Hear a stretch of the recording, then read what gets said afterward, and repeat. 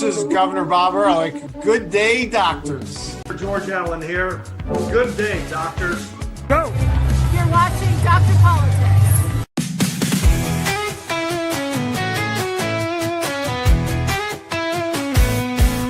They're Dr. Politics. He's the one to see.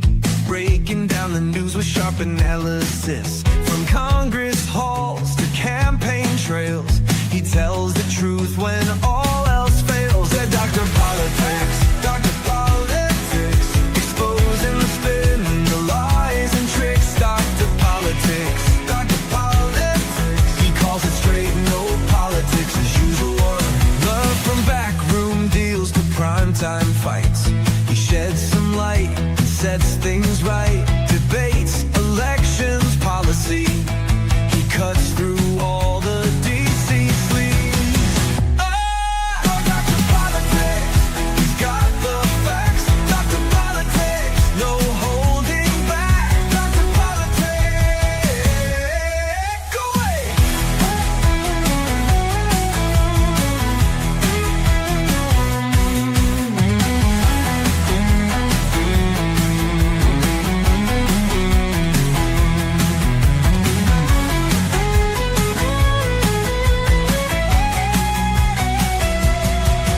Dr. Politics, he's got the facts. Dr. Politics, no holding back. Dr. Politics.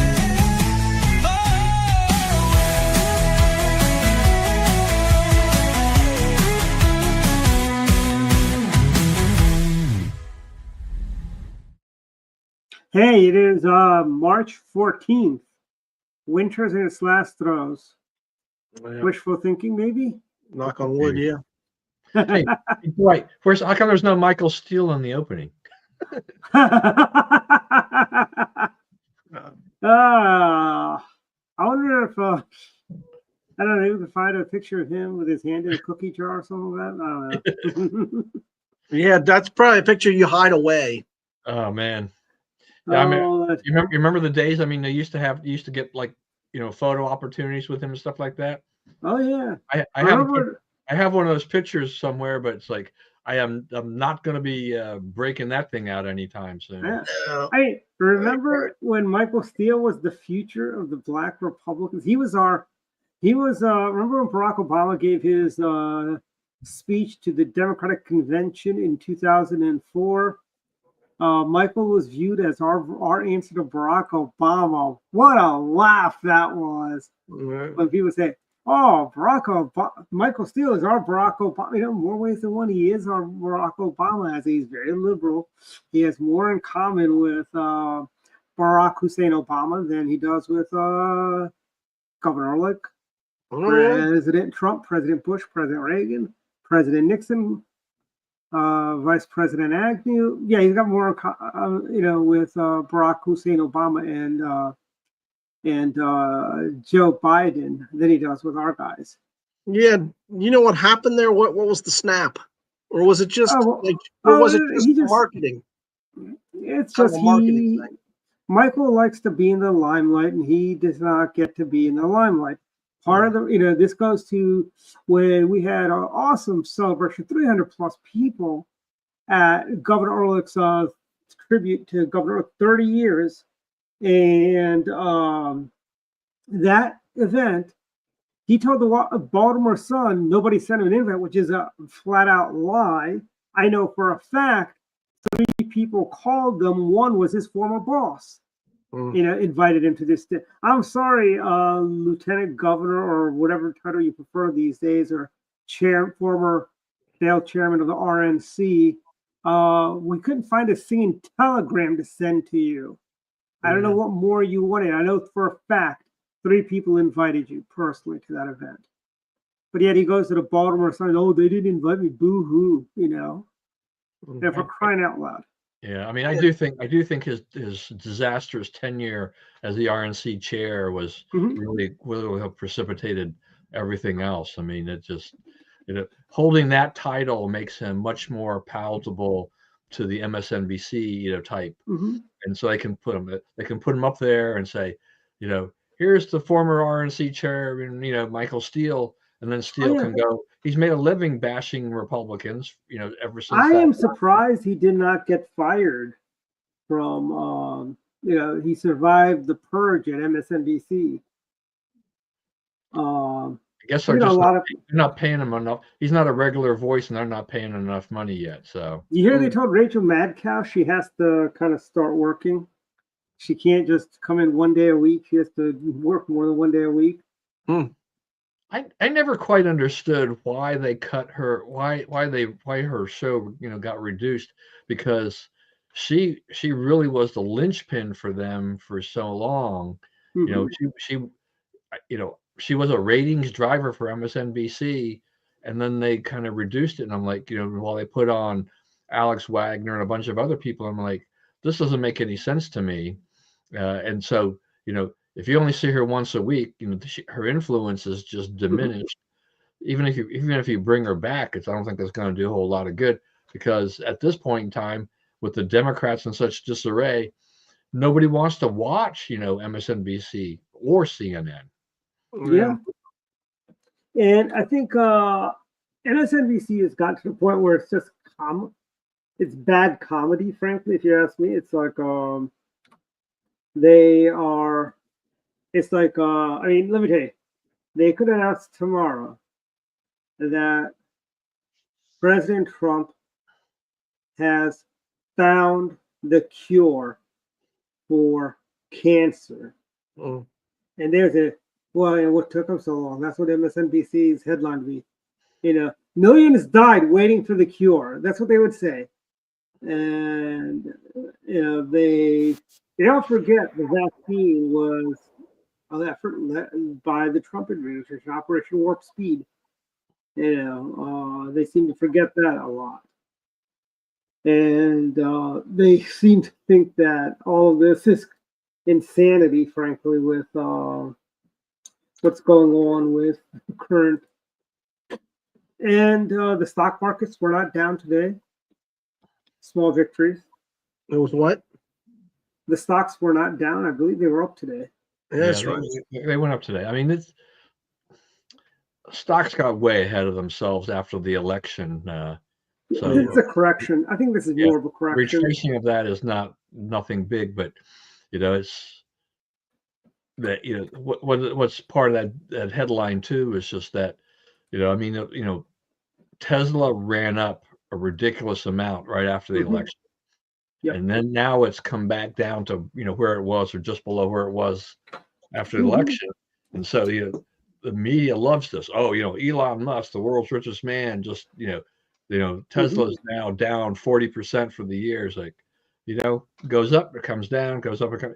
That's kind of a volatile stock. So movements like that don't really move the dial for Elon. I think Elon's going to do what Elon's going to do. Yeah. Go ahead.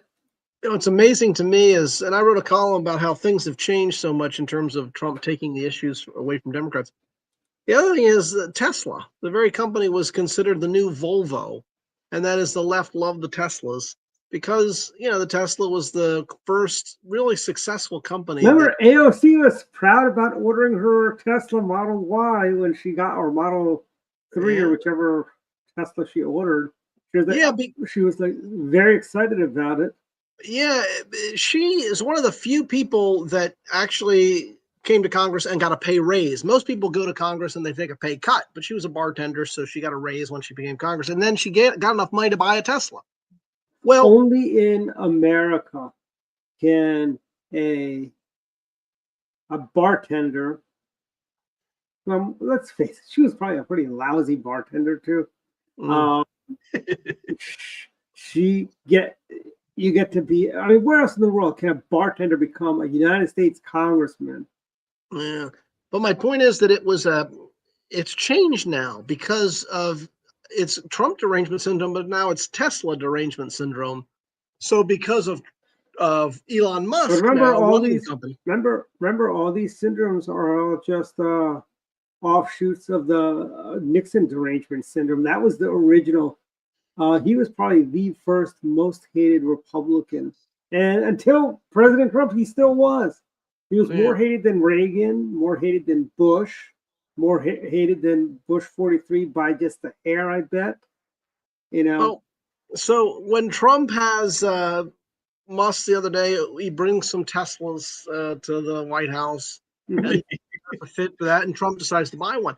I just thought how ironic that Trump is now pitching electric cars, which liberals have been doing for a long time, and he gets criticized for it. It just seems kind of Well- odd. You think they would be happy that he'd be pushing? Well, let's not forget when Joey B brought in Hummer and the Jeep Gladiator and drove around on them. But hey, do you think the invitation was signed by AutoPen when he invited all those car makers and Biden invited them? You think it was an AutoPen invite? Mm, And do you think they told Joe knew about it until they showed up? Oh, really? I'm not surprised. I don't know. I'm just guessing. I'm just making fun of Joe Biden because, let's face it, he's so easy to make fun of. Yeah, David, although you make a good point though about the whole, this whole change, right? Yeah.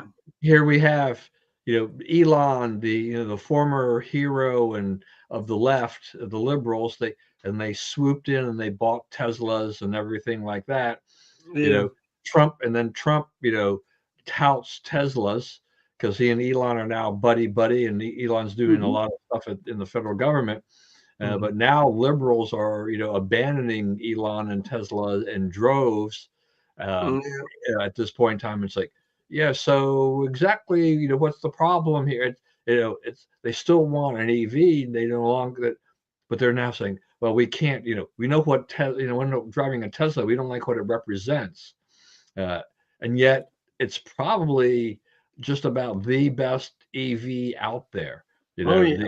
The other, I wouldn't say it's the best because I think the GMC Hummer or the Cadillac Lyric, Yeah, but consider price too, right? When you say the best, most people aren't going to have the money for the Hummer, right? Or the and the Hummers, Hummer, those things are bigger vehicles. I mean, Tesla. I mean, they need to update their product line, but they, except for the Cybertruck, they basically have focused on sedans, and so you just see them all over the place because it goes right to what people are willing to buy. More people will buy sedans than a pickup truck in general. So you do that. And as I've said this, for a number of years, is this, Elon has been, he was brilliant in, basically creating a business on the back of the U.S. taxpayer because the law was out there that you could get a $7,500 tax credit until you sold like 200,000 vehicles. And so, he milked that. I mean, that's what he did with Solar City with, solar credits. He does this, and that there's nothing wrong with it because that's what's in the law. But everybody else just to jump in, right? I mean, we saw all those other auto manufacturers, Ford, Volvo, all these guys jumped in to the EVs, Volkswagen, and Volkswagen has a thing, they have a agreement with Polestar to create, for their EV, and what's happened is that Polestar is a lousy car, by the way. Yeah, none of these vehicles, sold enough in volume to make it worth their while. Every single one of those manufacturers has lost money. Elon was losing money at the beginning, but he's making money now overall with his mix of businesses, and just running away with it. Even with sales down, he's still doing better than than the other automakers.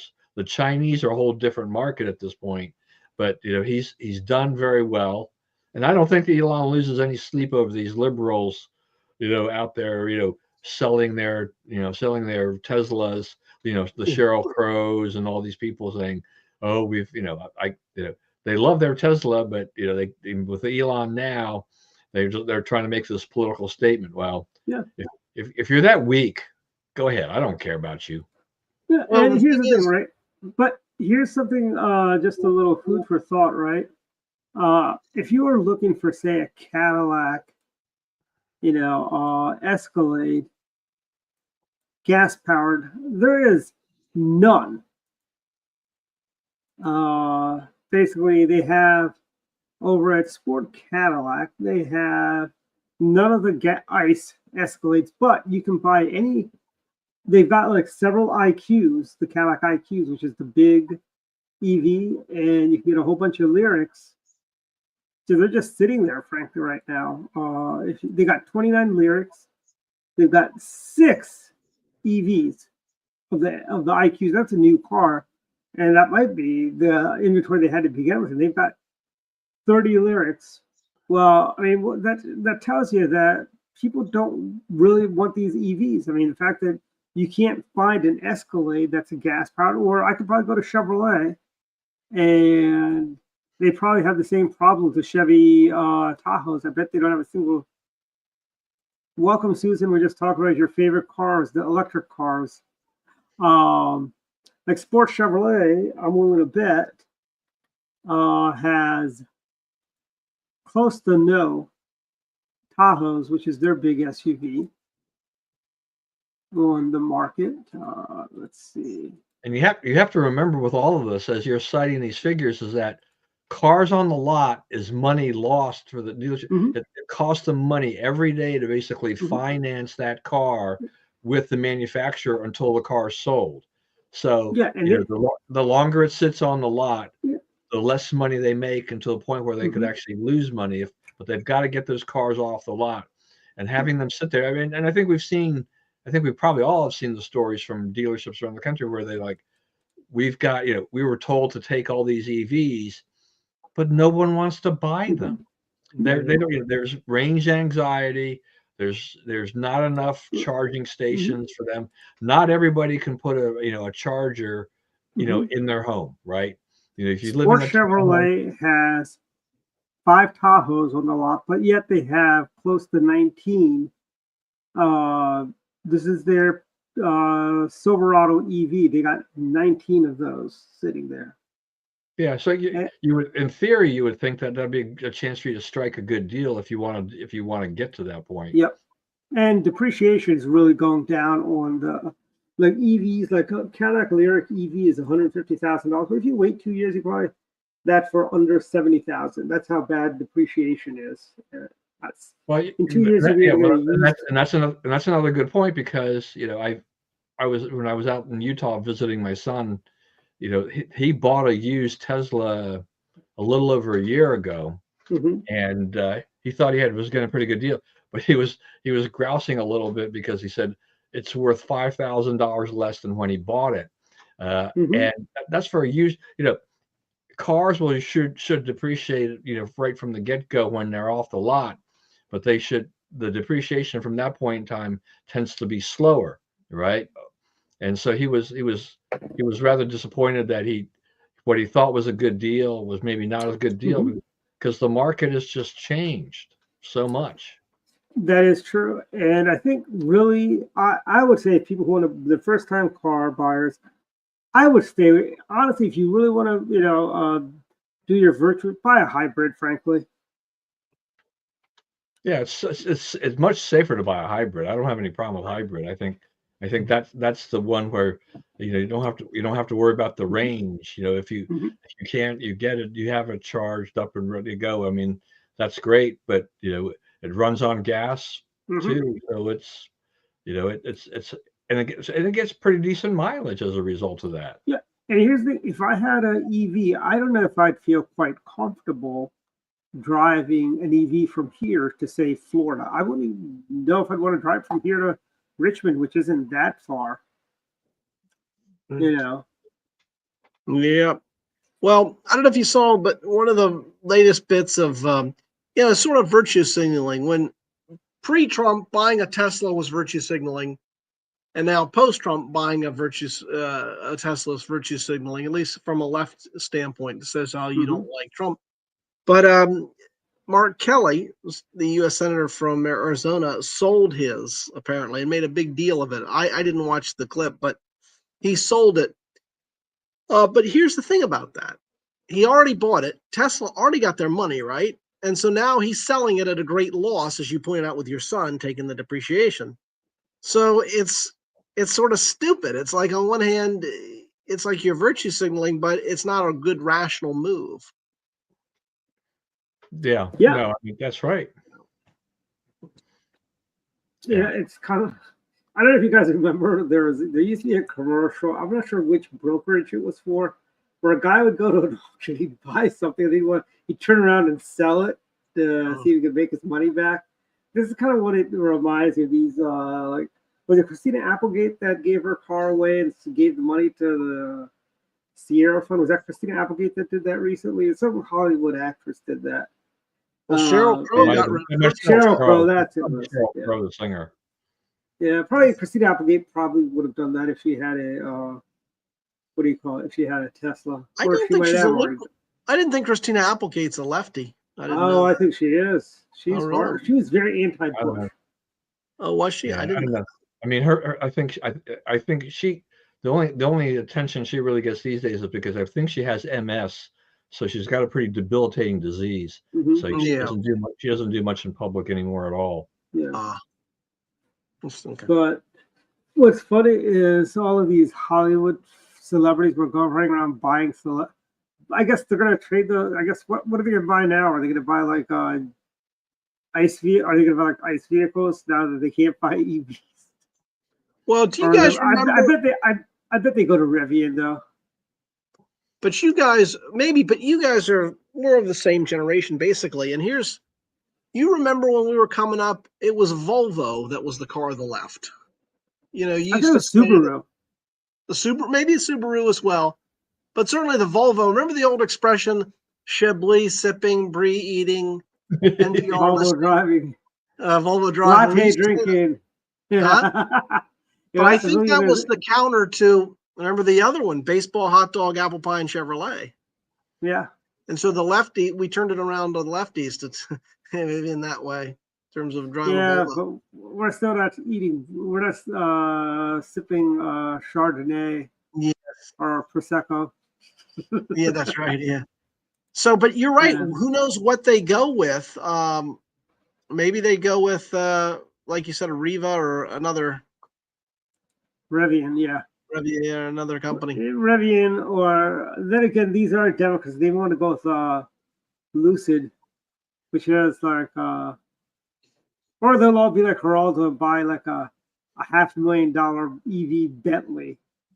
Yeah. I remember on the 5, he was talking, well, I've got a Bentley EV, and the gut felt just jumps. Yeah, I mean, look, I think the Lucid cars, the Lucid Air, and the Rivian, you've seen them on the road. They're pretty cool. Amazon bought a whole bunch of Rivians, and that's what makes up the majority. That's pretty much their big delivery fleet, their EV fleet. Mm-hmm. The problem is that, because they're losing so much money per vehicle, that how long will they last? Lucid doesn't, they don't have big partnerships with the big automakers. So where's their cash coming from if they're losing money per vehicle? They're burning through all the private capital that they had. When I was looking at this Amazon delivery truck the other day, I commented to my wife. I said, I'm sure it works well for Amazon overall, but what will they do should Rivian run out of money and go out of business? How do they get them serviced? How do they keep them going? Without the backing of that, and Rivian's only really going to stay alive because, the Biden administration basically gave them a lifeline of, how many billions of dollars, but mm-hmm. I don't see the Trump administration continuing that down the line. That when that money runs out, I don't think Trump's going to say, Rivian is essential to America at all. The cheapest Lucid, Don, you could buy is $69,000. It's the Lucid Air Pure, opposed to the Air Touring, which is $78,009. So let's just say $79,000. And then there is the Lucid Air Grand Touring. That's what we see a lot on the road. Is the two-tone paint job, $110,900. Yeah, see that they're suffering from the same problem that, the thing was is that when Tesla came out with their cars and they were expensive, it was people love this whole idea because the cars were kind of cool. They like the design. They just the whole Elon is one of the world's greatest salesmen for just about anything. So they flock to that. But Elon has been even more than willing to cut the price of Teslas as the market dictates. These other guys, they can't afford to really cut their price because their manufacturing costs are so high, based on their limited Although production. Rivian now has a cheaper car option, opposed to our R1S and the R2, I think, were the two big cars they have. Or is the R2 unfortunately, Rivian on their website does not give you the prices because I guess they don't want people like me. Oh, the R2 is starting at $45,000, opposed to its RS1, which is it must be expensive because they're touting it's only $599 a month. Oh, 75,009.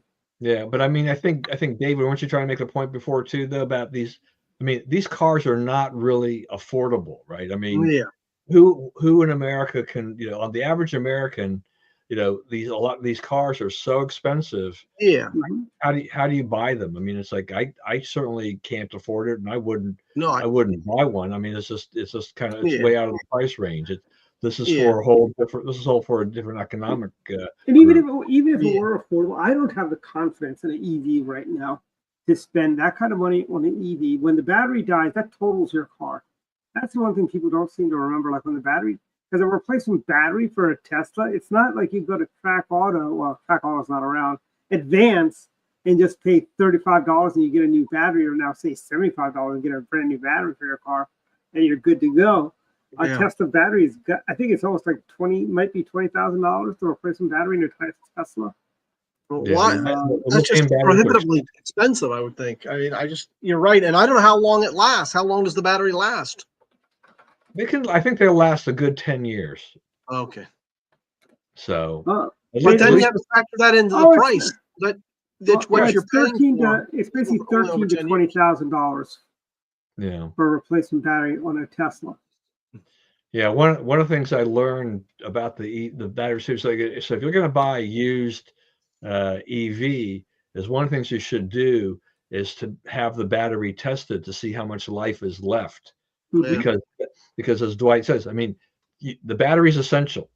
So you may think you're getting a great deal on a EV, but if it doesn't have a lot of battery life left, that's going to cost you a lot. So you'd want to buy something that's got a good deal of battery life left. I mean, it's like our people, those of us who have had iPhones and other Apple products, is that you kind of watch what the battery life is on your product, so you know whether or not you need to replace the battery or whether or not it's just better to go and buy the new product.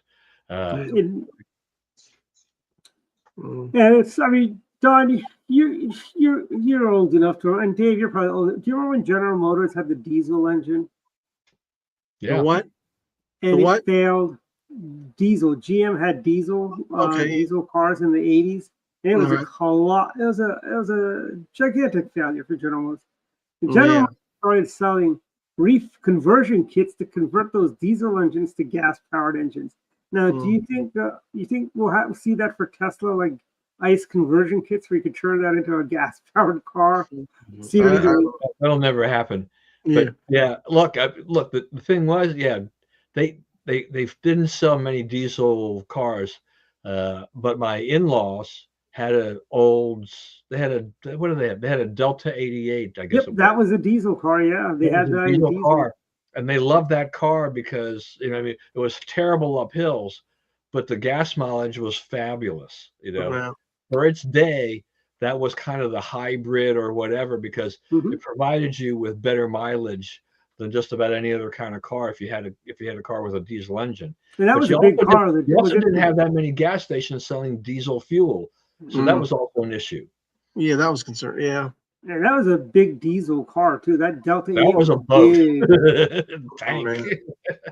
My My ex's. Oh, you know that was a down. They downsized the Delta 88, and that the version you're thinking that is a downsized Delta 88 from the battleship size. Well, my ex father-in-law had a Peugeot, and it was diesel. It was a diesel, yeah, the old Peugeot. Wow. Well, the Europeans had a lot of diesels, though, didn't they? I mean, remember all the Mercedes Benz in the 80s and 70s and 80s? They were all diesel. Oh, really? Okay. Yeah, a lot of that's right. Oh, yeah, the Mercedes Benz were like almost all diesel. Yeah, you'd follow a Mercedes Benz. It was like you could, see the black smoke and everything like that. Yeah, I remember that. That was, but yeah, they would get great mileage. Man, Peugeot. Where's the last time I heard Peugeot? Yeah, Peugeot. And remember the French? I saw Peugeot. And they're Renault. Remember they had the Renault and the Peugeot, I guess. Do they even remember make Detective Colombo? He drove a Peugeot. I don't know. I don't know if they make them anymore. Yeah, Peugeots. They do in Europe. They just don't sell them in America. Okay, it's like the Renault. You can still get a Renault in Europe, but you can't get them here. All right. Because remember, they were owned by AMC, and when Chrysler bought, they kind of said bye-bye to that deal. That's why they created that Eagle division for the full purpose of just waiting for all the run out of parts for all the Renaults they had. That's why you never really saw a new Renault. I think the last new Renault was the Renault Premier. And that was like a very ugly car. I do know the Le Cars got really popular. The Renault Le Cars they had. I actually had a teacher in grade school that had one of those. She actually was the French teacher, which is fun. No, wow.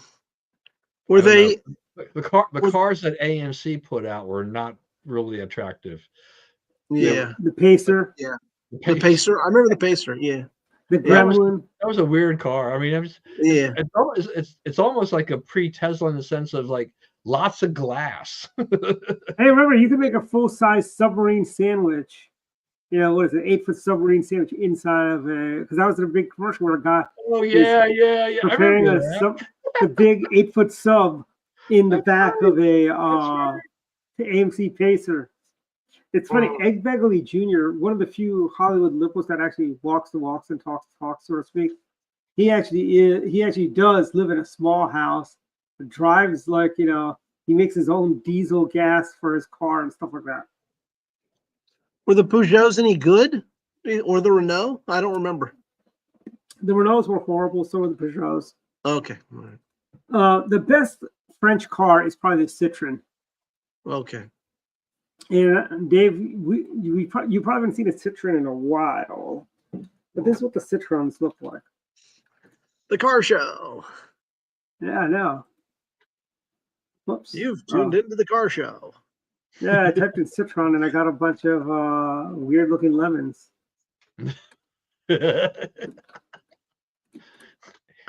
ChatGPT, give me a Citroen. No, this is actually Google Pictures is what I was doing. When I was a kid, we had we had a Pinot, we had a Monte Carlo, we had a Granada. Which year Monte Carlo did you have? The 70s? Yeah, it would have been the not the SS, the Monte Carlo. Was it the one that looked like a European Roadster? Yeah. Okay, this is a Citroen right here. Oh wow, that looks nice. So is this. That looks nice. This car could run on 3 wheels, by the way. Oh, it had a push button. It had a push button transmission. I wouldn't try it. Apparently, they're owned by Stellantis, huh? So. Yes, they are. Yes, they are. But Stellantis is a horrible company. Yes. Well, the branding is like, I don't know. I'm sorry. I mean, maybe I'm. Hey, Dave, was it like this? Yeah, something like that. Yeah. Yeah. That actually looks like a very nice looking car. Yeah. And then they had a T-top. Oh, that's nice. Yeah. They had this car. This actually body style was very popular. Yeah. Pontiac had one called the Grand Prix. Buick Regal, the old Cutlass Supreme was like that. And I had a Cutlass. I had an Oldsmobile Cutlass. Was it the Supreme or the Sierra? I don't think it's a Supreme. I thought it was Calais. Cutlass Calais. Oh, I know The that car. Sierra was Yeah, a smaller car. Wasn't it? Yeah. yeah. So was the Cadillac. Not to Yeah. be confused with the Cadillac Calais, which was that gigantic car. Yeah, boat of a car. Oh, that's interesting. That is true. Yeah, it did have. Yeah, Yeah. and that's also how you could get it to. It would drive on just 3 wheels.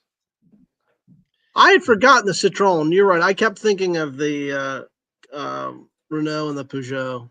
Yes. Yes, and but they had a deal with Honda for a while because I have cousins in Europe, England, and Ireland, and the ones living in Dublin, they had a Citroen that looked just like a Honda Accord from the I guess the early 90s Honda Accord, but instead of the Honda badge, they had a C for Citroen. But I mean, the best European car ever made was the old Rover SD1. That was a beautiful car. I don't know if you remember those, Dave. The Rover SD1. No, I don't. They had, yeah. The first car I remember my father owning was none other but the infamous Corvair. Okay, wow, that's right. Unsafe at any speed. Unsafe speed. Yeah. The sad thing is that car is worth a lot of money now. The Corvair, the rear engine. It was one of those remarkable. See, this is the Rover SD1. It's a beautiful car. Yeah. Yeah. Well, we had a Pinto. I remember as a kid, my father had a Pinto and got hit in behind, got some rear end. Didn't blow catch up. Fire? Didn't catch on Did fire. not blow. Yeah, but got hit from behind. Oh wow. The Pinto and I think it was the Maverick. Was it the Maverick? What was the Matador? The AMC, not the AMC. It was Yeah. No, Mercury also had a sister car to the Pinto. I think it may have been the. It had a funny name too. There was a sister car. It was Bobcat. It was the Bobcat, Mercury Bobcat, because they were staying with that cougar type theme, the cat theme. You had the cougar. It's kind of how Ford has the Pinto and the Colt. Well, not the Colt, but the Pinto and the Mustang. Actually, funny story. The Ford Capri, they wanted to get the Colt name from Chrysler, but they would not sell them the Colt name because they wanted to stay with that horse themes of car. My neighbor's boyfriend, who she eventually married, he had a Vega. Wow, talk about bad cars. That was probably the worst made car by General Motors, probably all the way up to the Chevrolet Corsica and Corvair. Yeah. So the thing was is that every day he was living in their house next door for a while, and so when he came home from work, the first thing he had to do was prop open the hood of the car to cool the engine. Oh, wow. Because the whole aluminum block thing just was like, it was just not a good thing. And also the Vegas were rusting on showroom floors. The Vega would rust just sitting in the showroom. They did finally fix the Vega, but they decided, well, we fixed this, so let's build a new car, call it the Chevette, the Corvette's younger sibling. Hey, Chevette, Peter LaBarber's car. Yeah, I remember. He almost lived out of that little car. It was ridiculous. And he had a big family. How did he get everyone in that Chevette? He had a big family too. I don't know. I guess he kept that car when he started his family. I don't know. I haven't talked to Peter for a long time. I think the last time I saw Peter was at the AIM event with Judge Janine. Yeah, I mean, after he moved to Illinois, the only time I saw him here in the area was when Brian Fitzpatrick passed away unexpectedly, and he came back for the funeral. So.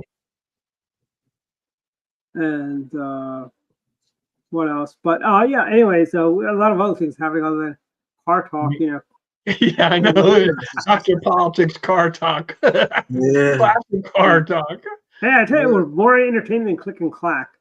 See, David, we're keeping the tradition alive, right?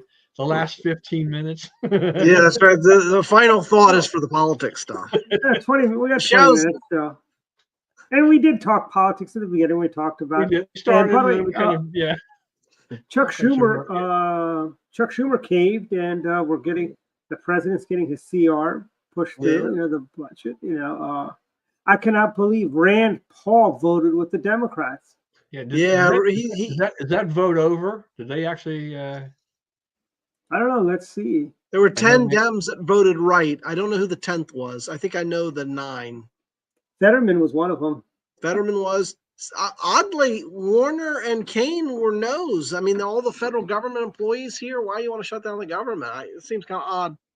Because let me tell you, I was in Annapolis today, and we had they had those protesters out there, right, out in front, and I'm like, I thought they were still leftovers of the anti-electricity protesters, So I go, "Are you guys for nuclear power?" And I was talking to somebody about lunch, and I go, "Hey, you guys can go home, considering that Senator Schumer caved and the government's not going to shut it down." That's what makes it bad. The government is staying open. They should shut it down. I'm like, you people are idiots. He goes, civil servants aren't going out and having lunch today because of you and Donald Trump. And what I thought was funny, and these were all white folk, let me see if I got a picture of them. Actually, no, I don't have. I can't get to it from this machine, but all white folks. And one of them goes, "Be careful, ICE may come and get you." I'm like, that is the most racist thing I've ever heard anyone say. Yeah. And they kind of just shut up after that, But and then one said ICE was going to get me, and what was the other one? Someone asked me if I was an elected official. I'm like, I so came close. Say, why? Yes, I am a Democrat. But yeah, somebody thought I was an elected official. I don't know who they confused it with, Valderrama or not Valderrama, Kumar Barve. But they, but so anyways, let's see, Fox News would let me know. The old days I would have gone to Matt Drudge, and Drudge would have had the budget passes or not, Well, Schumer probably didn't have much of a choice, though, because shut down averted. Yeah, they would have been blamed for it because the Republicans passed it in the House, and it would be the Democrats. And here's something people need to understand. Okay, they elected President Trump. As they said when Barack Hussein Obama was elected, or when Joey B was elected, give him a chance. Give President Trump a chance. The people have spoken, and elections have consequences, right, Dave? That's right. I'll get the book. Yeah. Yeah. No, look, I mean, I thought it was remarkable that, Schumer was really kind of like, we're not going to do this, we're not going to pass this, support this. And then had some second thoughts, some kind of epiphany, and decided that it was better for them to support it, which divides the party. The Democrats, I think you were, when you were writing your article, your Substack about this, I mean, I think the same general thing. The Democrats are really in disarray, right, David? Yeah. I mean, you don't know what they're doing. So here's Chuck Schumer, the minority leader, now facing radical divisions within his own party, in the Senate, where he's saying, we're going to go and support this and get it over the finish line because they don't want to be blamed for the shutdown. The Republicans really did put them backed them into a corner that, we're willing, we're going to pass, we've passed this thing. We're ready to go behind it, except for Rand Paul. And that's why it funds the government till September 30th. What was the problem for Schumer and company if they voted against it? Is that they felt that if they didn't pass it, then it gives even more power to Trump and to Musk to make changes and to do things in the federal government. And they thought this is one way they can kind of slow down the whole Trump Doge train at this point, right? And so that they had to do this so they could fund the government and avoid having Trump and Musk go through and just slice more off the federal budget. So But What's funny is how all those anti-Musk protesters, I think it just started today or yesterday. They started calling him muskrat. And I'm like, how long did it take you to figure that out? Why didn't I mean, honestly, that's something I would have thought of on day one if I were muskrat. Look, they can call Elon whatever they want. Elon he doesn't care at all. I Yeah. mean, No, my point is, it took them a while to come up with that though. well, when they're calling you names, you know they're losing. But Yeah. what is it about Kentucky? They produce Massey and Rand Paul. I mean, two just sort of nuts in a sense. Massey needs to be primaried. By the way, I agree. Massey has the old Jim Bunning district. Oh, He does he? has northern Kentucky, Raceland. Yeah. I wonder if he's going to sell his Tesla. I mean, Massey. I mean, here's a guy who wants to try to show people I'm standing up for my principle, but he's just really become an irritant. At this point. I mean, and he should be primaried out. Rand Paul serves. I mean, I think Rand Paul does some good things, but he's got. I think he probably looked at this thing too and said he probably figured that the Democrats probably would support it, and so therefore once again I can vote against it because he doesn't buck the tide all that often. He's not part of the normal Susan Collins, Lisa Murkowski wing that tends Mitch to vote McConnell. against, right? Hey, did Mitch McConnell vote for this, or did he vote? Yeah, no, I mean, Mitch is, Mitch now that he's not the majority leader, he's now free to vote his conscience, and he doesn't, he's not going to run again. He's not, so he's winding down his time in the Senate and let it, go ahead and I still think that when Mitch retires, I think he'll still go down as one of the best senators the United States ever had because he was so good at corralling his caucus and counting the votes and getting things through and things. So not perfect because no politician is. That's for sure. He got the judges through. I mean, here's the thing. That's right. I mean, that's exactly right. That's extremely important. What he did. If it weren't for him, what's his name? Merrick Garland. He kept Merrick Garland off the court. Give him that. Yeah. That is worth a lot to me. To keep Merrick Garland off the court is worth. I mean, all the McConnell haters. I mean, I dislike Mitch McConnell for completely different reasons. One, forcing Senator Bunning into retirement because he's a year too old. And that kind of irritated me. But I mean, other than that, I mean, I really don't have too much against Mitch McConnell, frankly. When you're a majority leader, whether or not you're the Speaker of the House or the Senate Majority, or even the minority, you're going to face criticism. You are the lightning rod to get hit because you're the one that's in charge of your caucus and try to get them together to vote or to not vote or whatever. And so you will catch a heck of a lot of flack because you will never satisfy all the people at all. So it's a really just unforgiving kind of a job. It's thankless. There's some people love you, some people hate you, and the people who loved you before will hate you the next time, and vice versa. So Mitch McConnell stood the test of time where a lot of other leaders in Congress withered on both sides of the aisle. And that's one of the things about. I mean, again, we remember when Bob Dole was in leadership and how happy everybody was that Trent Lott became the new leader. Alan Simpson, who I believe just recently passed away, senator from Wyoming. Yep, just passed away. I think died today. At least I saw the notice today.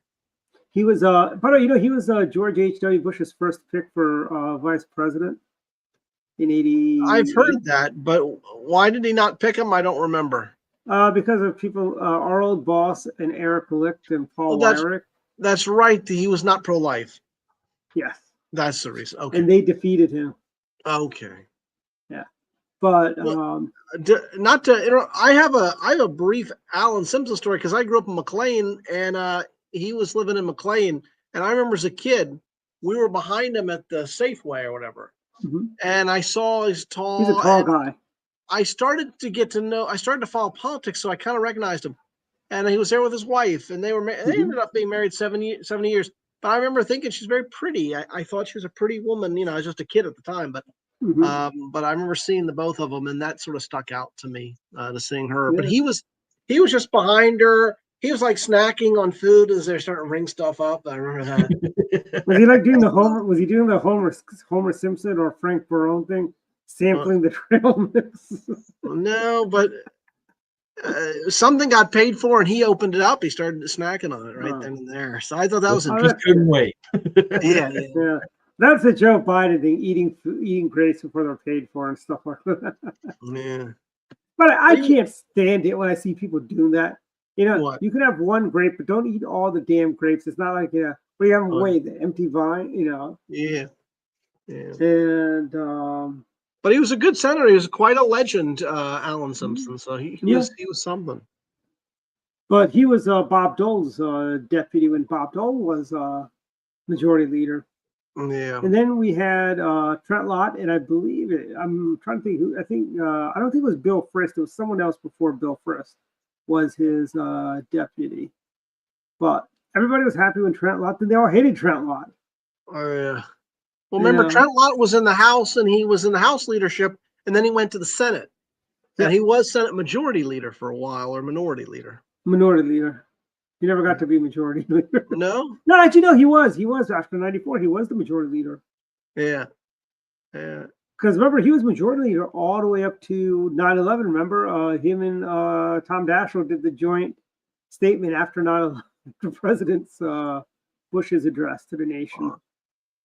And I think I should say I think he was an example of somebody who was pretty popular among conservatives, but then once he kind of rose up to the top levels, you know, that's when the brickbat started coming out. It's like, see, you can't win in that position. I mean, it's so difficult to satisfy people, and that's what kind of turns you off and turns you away. I mean, look at Paul Ryan. You know, conservatives love Paul Ryan. But by the time he left Congress, you know, Paul Ryan and I were Dirk's interns over at Empower America years ago. But someone said the one thing that hurt him is that he looked like Eddie Munster from the old. He did not. I don't know. He didn't look like Eddie Munster. I can. Dwight, find a picture of Eddie Munster. We'll see if that looked like. I don't think it's quite the same. Yeah. But he was. But Ryan turned out to be somewhat of a disappointment later on when he kind of disappointed conservatives on a number of things. Well, you know, and Trump he didn't want to be, you know, he didn't want to serve in leadership like that. I mean, I agree. I don't think he wanted to. He was kind of forced into that because I think he knew that was like suicide. You know, I think he knew that. Yeah, you know, and that so you get chased out. I mean, look at what happened to Kevin McCarthy. Same thing. Chased out. You know, eventually they chased out John Boehner. I mean. Boehner wasn't really well liked overall, but you know, still it was just the pressure. They pushed these guys out. Republicans are just they're impatient as heck. I mean, the Democrats actually they live with their leaders. I mean, for heaven's sakes, they've had Pelosi come back and forth, you know, minority leader, you know, Speaker of the House and things like this.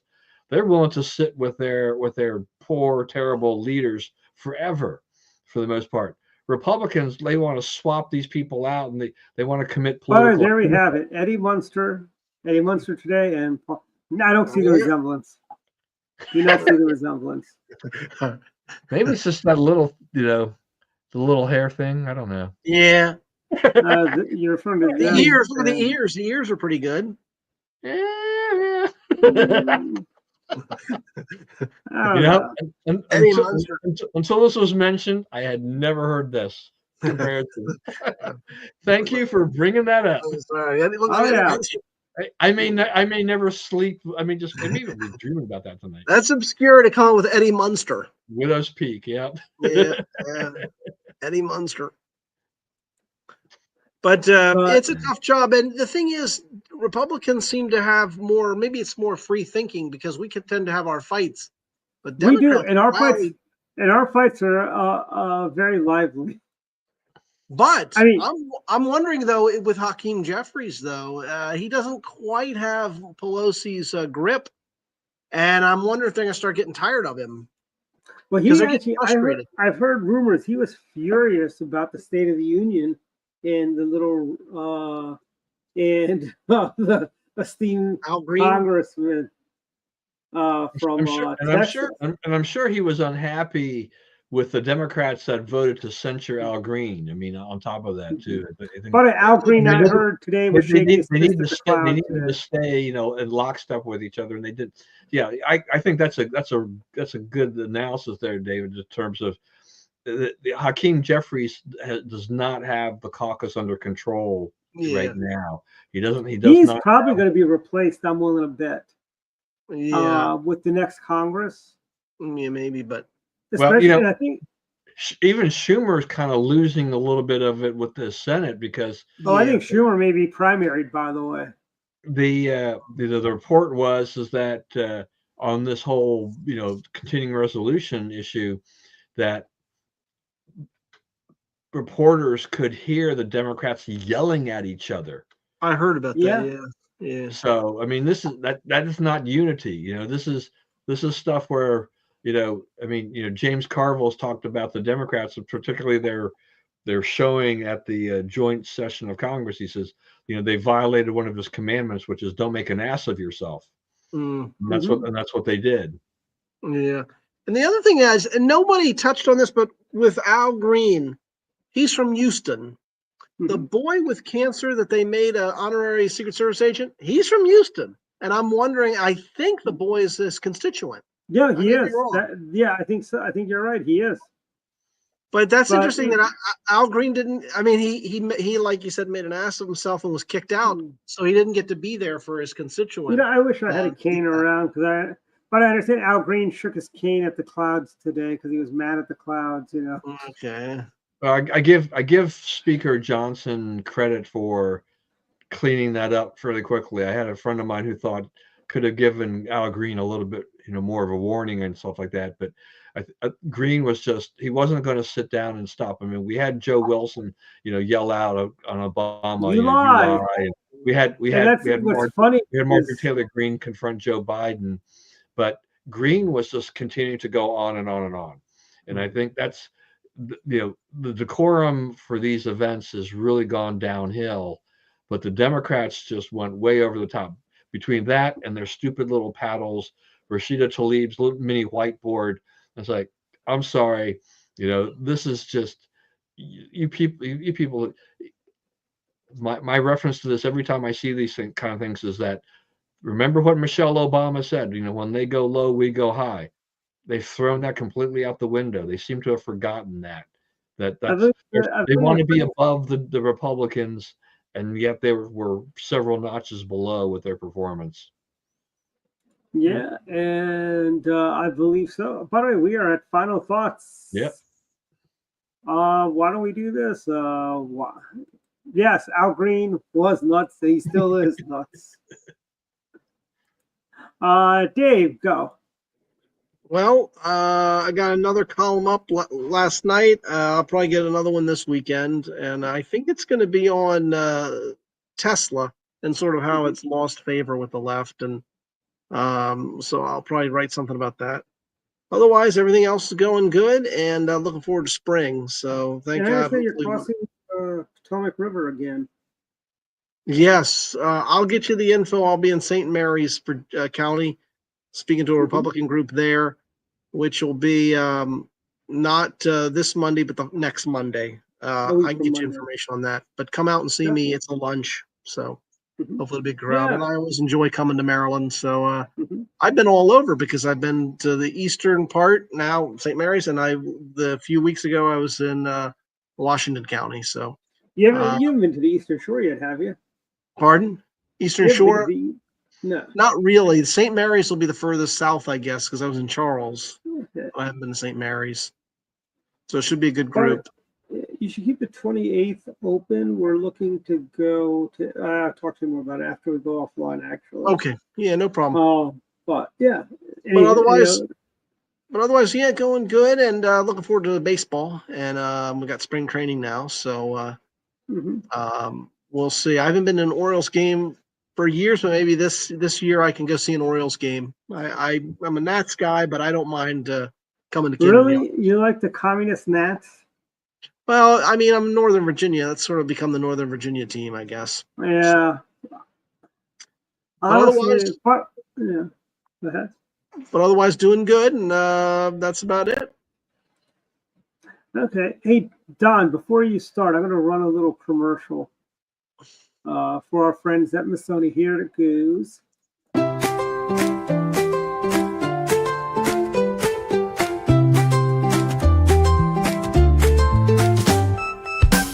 Let's go down to Missoni, where Italian cuisine shines.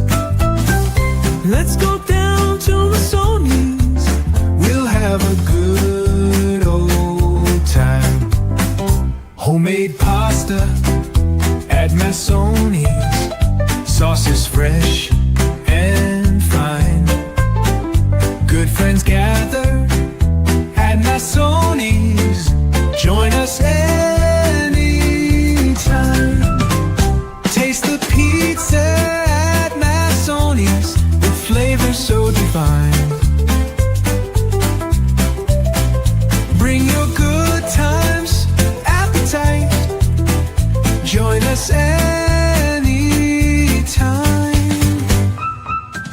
Homemade ice cream at Missoni's, freshly churned each time. Bring your laughter and your friends, joy is what you'll find.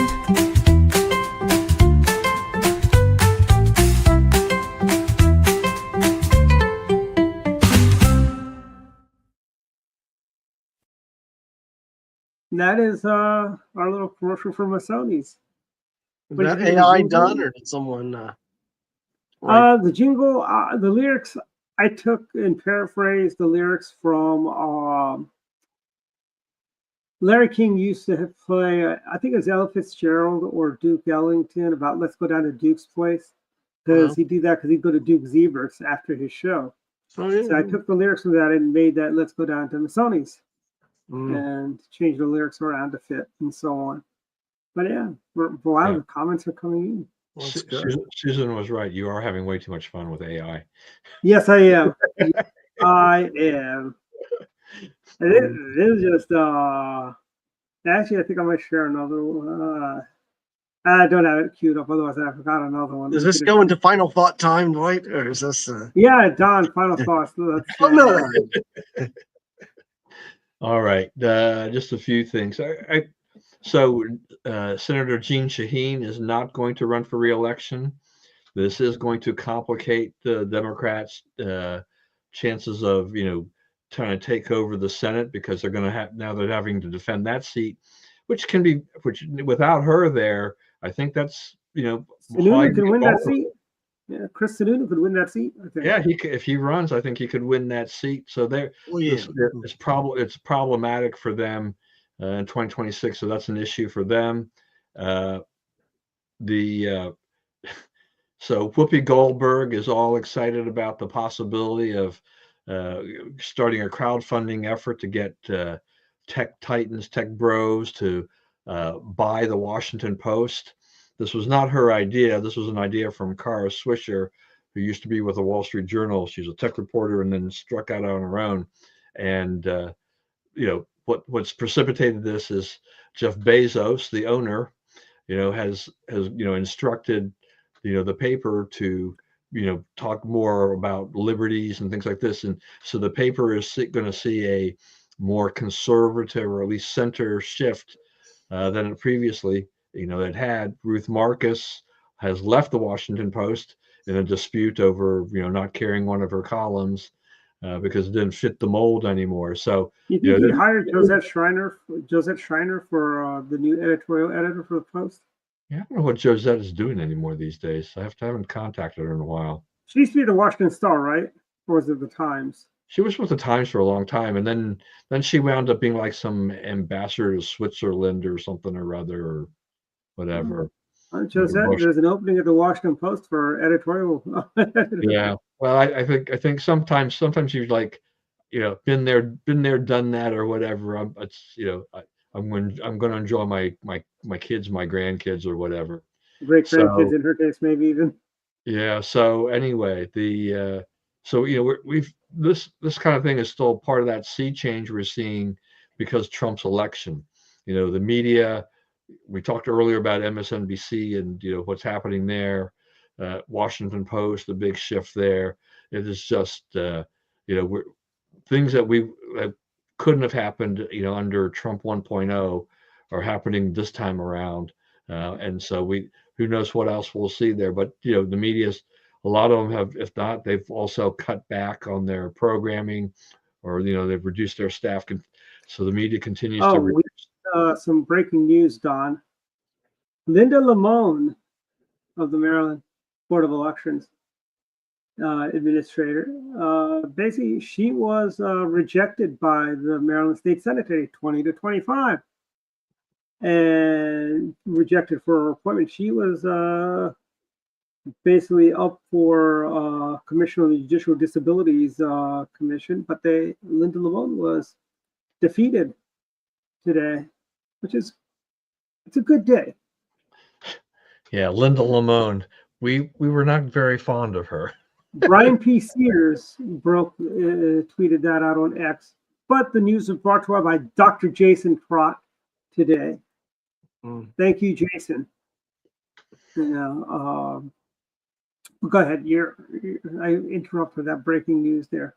All right, there's no harm in that. And just a couple other things, I guess. Just DC is removing the Black Lives Matter Plaza. I think it was supposed to cost them about $610,000 was the estimate to do that. Mayor Bowser has intimated that there was some pressure from the White House. That was such a waste of taxpayer money to put that thing up to begin with. So they needed to get rid of that thing. It was just an abomination for DC. So good for them. I think once again, the Trump effect is real. It wasn't going to happen under Kamala Harris. There's so many things that never would have happened under Harris that are happening now under the Trump administration. This time around. Yeah, like peace in Ukraine. Yeah, that is true. We have peace in our time, so to speak. That's right. And then finally, I continue to root for the great 8, Alex Ovechkin. 8 goals away from tying the great one, Wayne Gretzky, in goals. Can he get there before the end of the season? I don't know. This will be remarkable if he actually manages to find a way to break this record before the season's over, and it's getting close to the end. It'll be remarkable, not just because he's of his age, because he's like 39, but he had a broken leg and he missed like 5 weeks. And when he was just like on fire. So this he probably would have broken it by now if he hadn't had that injury. So it's one of those things that's just fascinating to watch, to see a record like that broken. We're not going to have this steroid HGH controversy as we did with baseball and the home run records. This Alex Ovechkin is he is a heck of an athlete. But I don't think Pete Rose's record of hits. I heard they may be lifting his lifetime ban now that he's no longer with us. Yeah, I mean that's interesting. I mean, right? I mean, President Trump, I guess, is considering pardoning Rose, right? Mm-hmm. And now that Rose has died, I think Commissioner Rob Manfred is basically the lifetime ban doesn't really hold anymore and stuff. So he might actually want to remember Bart Giamatti had an axe to grind against him, if I remember correctly. Bart Giamatti was the commissioner of baseball.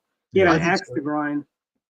Yeah. Look, I mean, it's not a good look when you're betting on baseball, okay, and you're still a player, okay. I mean, that's not good. And he only have served time for tax evasion. So, there And was he some. bet on the Reds when the Reds weren't really that good. So I think the indictment is what a poor gambler he is. Yeah, I mean, right. I don't, right, as I recall, he did not bet against his team, and he bet for his team, and he lost a lot of money on the bets. So I saw him play. Is that as much of a crime? Yeah. I saw him He was- play. He was good. I saw him play at the vet. Was this when he was with the Phillies and they were playing the Orioles? Yeah. I saw him play in Philly. So yeah, he was something. Yeah. By the way, I mean that the records that he set is he's the all-time hits leader, right, David? Yeah. Huh. Yeah. So plus he made the All-Star game in almost every position but pitcher, obviously, and catcher. But he was. I want to say, do you remember that? Do you remember Johnny Bench's show, The Baseball Bunch? Yes, on NBC. I think Yeah, Pete Rose was a fairly regular on that show. He'd come on and show the kids how to do this and how to do that. The best show ever was This Week in Baseball with Mel Allen. Was it Mel? That was the best show ever. I thought that was Joe Gargiulo. That maybe Joe was on later. I guess Maybe Mel Allen did it for a bit, but maybe Garagiola later. This Week in Baseball. That was a great show. Yeah.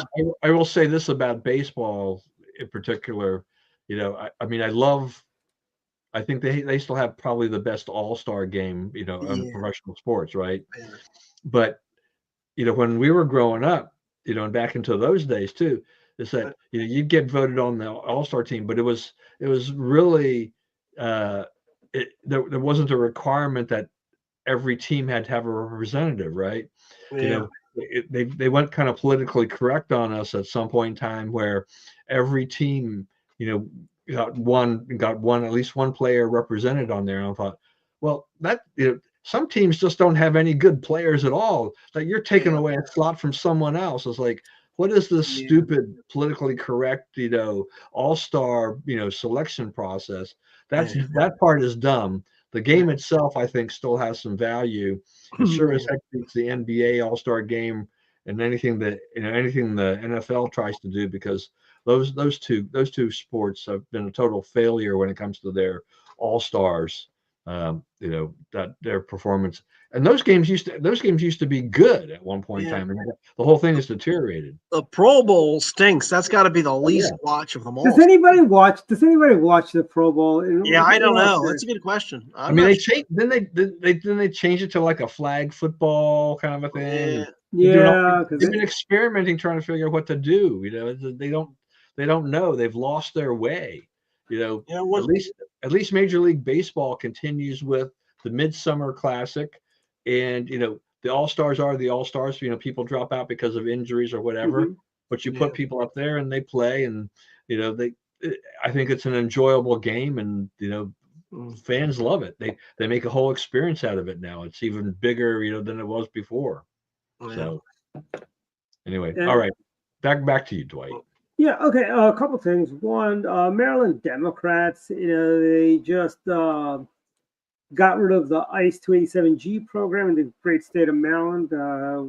Passed out of the Judiciary Committee, I believe it is, today. And they also they acted, they did the Second Look Act, just passed out of committee again today. And the business-to-business tax. Call your Maryland legislators and let them know you're not happy about this. And I do have the video that I was talking about. Here's a great little song because baseball season's right around the corner. Here we go. Neath the O's, neath the O's. Step right up and cheer the O's. Bring your family, bring your friends. Baltimore magic never ends, because the O's are swinging, crushing the ball, knocking those home runs over the wall. Downtown, uptown, everybody's coming round to meet the ORIOLES of Baltimore town. Oh, the crabbers and the shuckers and the folks on the street, where did they go to meet the O's? Oh, they're cheering, they're roaring, they're up on their feet. Where did they go to meet the O's? All the fans are true to the black and the orange, so hurry up and head on down, 'cause we've got ourselves a ball club, the pride of Charm City town. Give 'em a shout, give 'em a hand, let 'em know you're roaring from the stands. Come on and meet the O's, meet the O's. Step right up and cheer the O's. Bring your family, bring your friends. Baltimore magic never ends, because the O's are swinging, crushing the ball, knocking those home runs over the wall. Downtown, uptown, everybody's coming round to meet the O-R-I-O-L-E-S of Baltimore town, of Baltimore town. There you go. Yeah. AI. Yeah. We'll see. We'll see how they do this year. Their pitching is questionable. The new owner didn't really do anything this off season, so we'll As see. an Orioles fan, a 500 season is a winning season for me. That's Orioles magic. You gotta do better than that, but yeah. And 500, remember we had a 0-23 start at one point in my lifetime. But I mean, they're I remember in the late 80s. Their offense is still going to be pretty good, even though they let Santander go. But you let a guy who hit like 43 home runs ago, so that's going to be hard to fill. Yeah. But they didn't do anything really for their pitching, so that could be a huge problem for them this year. We'll see. Mm-hmm. I mean, the Red Sox improved. The Yankees have got injuries. The Rays are always competitive. The Blue Jays, somewhere depends. So it'll be your AL East will be an interesting division to watch. But I did that by taking the lyrics from Meet the Mets. Yeah, that's what I was about to say. It reminded me of. You remember the Houston Astros theme? Houston. You got that comment from Craig just now. That is actually spot on. What's that? Let me see that. I do. It's right. It's kind of, you do kind of feel like you're getting one of those '60s commercials. Yeah, Craig's right. Yeah, that's right. Yeah. Yeah. Well, I mean, I took the lyrics from Meet the Mets and I said put it in the same genre. Yeah, I recognize that. Meet the Mets. Yeah, I recognize that part. Meet the Mets. We all love the O's. Yeah, that's true. And I'm going to say, go Nats. Yeah, there you go. Nats. To the cellar. Go Nats to the cellar. They'll be okay. I mean, this looks like the way they're going looks like a 10-year. Okay, they'll be in Macy's basement, not the bargain basement. They'll just be in the basement. Well, I think the Nats are just, they're not spending any money, so it's they're rebuilding. I guess they're building a semi-competitive team, so they're in a tough division. I mean, you've got the Mets, the Braves, and the Phillies. Yeah, that's tough right now. Oh, I have a prediction: the Braves will finish last this season. They're not going to. Oh, last? No, they won't be the last. I think the Nats are going to be in the last, but they'll be right down there They'll be in the lower floors of. I think you're going to see in the East. It'll be Phillies, Mets, Braves, Nationals, Marlins. I think the Marlins have made some moves. They may actually surprise you this year. The Marlins are still terrible. I mean, people said that with the Orioles a few years ago too, and that was the year they almost got into the playoffs. Or no, they did get into the playoffs. They just didn't win. Yeah. So I mean, look, you've got to get past those three very good teams. Mm-hmm. And that's going to be hard. So the Nationals and Marlins are just be kind of fighting to keep out of the cellar. Mm-hmm. But I think the Braves are overrated this year. I've seen some of their preseason game highlights and so on. They're not.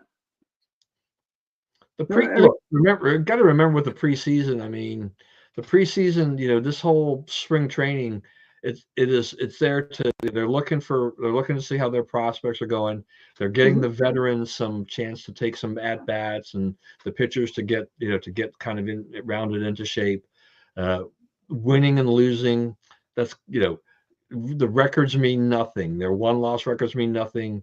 Their home runs and all that stuff. The parks are smaller. They really mean nothing. They're just trying to get ready for the regular season, because they're facing 162 game slog ahead, and you don't want to have injuries, and we've already had injuries. So you might, they're looking for that diamond in the rough that they can put on their teams. And every team, not every team gets one, but a lot of teams will find that one player that will give them, the impetus to just carry them on. But, in the end, how do you beat the Dodgers to get to the World Series? Mm-hmm. Well, Dwight, I think we're way over. Yeah, we're in extra innings. Speaking of baseball terminology. Yeah, I think we've done enough. Yeah, and I am like really sleepy today too. Yeah, So I may just doze off like 2 seconds after. Yeah. By the way, my sleep tracker said the other night I fell asleep in less than a minute. That's a sure sign of being sleep deprived. Anyways, good night, everyone. Good night to sleep deprived nation. Good night, Craig and Susan. Good night, Susan. Good night, Craig. They hung on. Yeah. Well, maybe they're gone by now. See everyone. Good night. See everyone next week. Take care. Bye.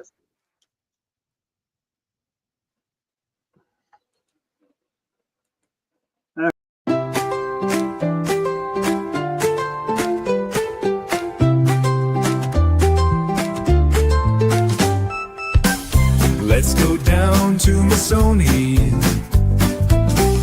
where Italian cuisine shines. Let's go down to Missoni.